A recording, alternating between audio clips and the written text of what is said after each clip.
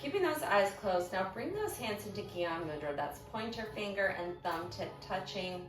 Both hands, palms face up, resting on the knees or top of the thighs.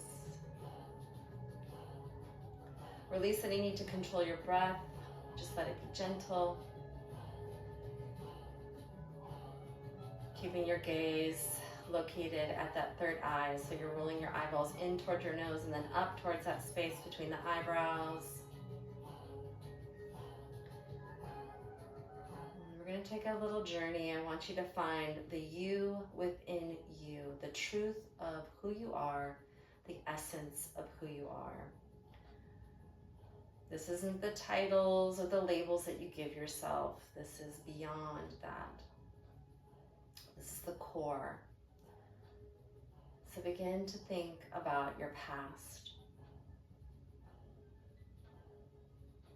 Replay any stories that you have about your past within your mind. Don't give them any meaning. Just witness and watch. Just notice what you notice.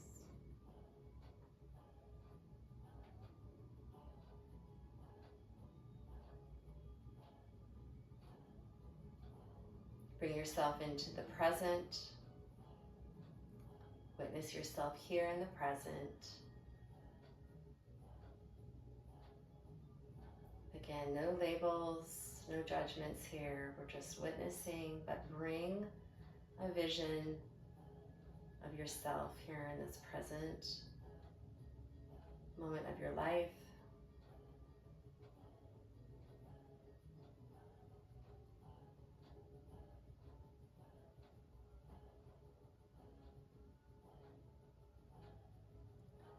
And now begin to envision what your future self looks like, acts like, without judgment. Just see a picture within your mind.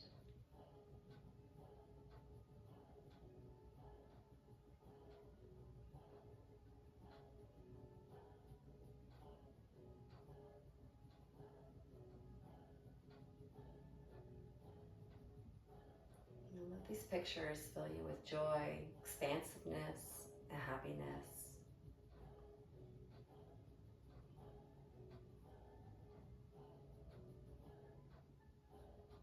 Take a big deep inhale and exhale.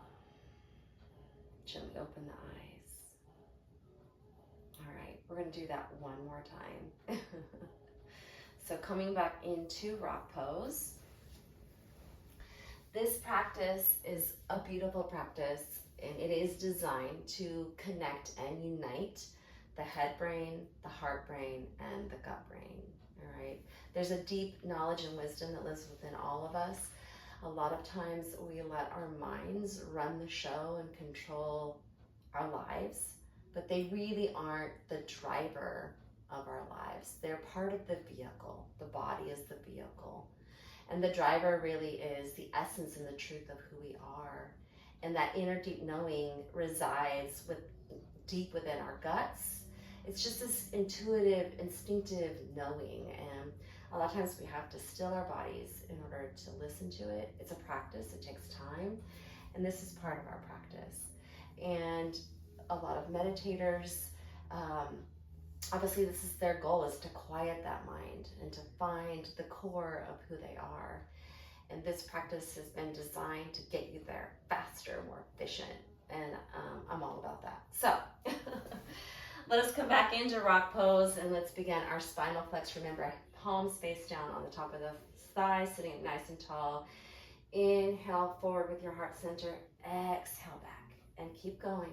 Powerfully and audibly through the nose, begin to breathe.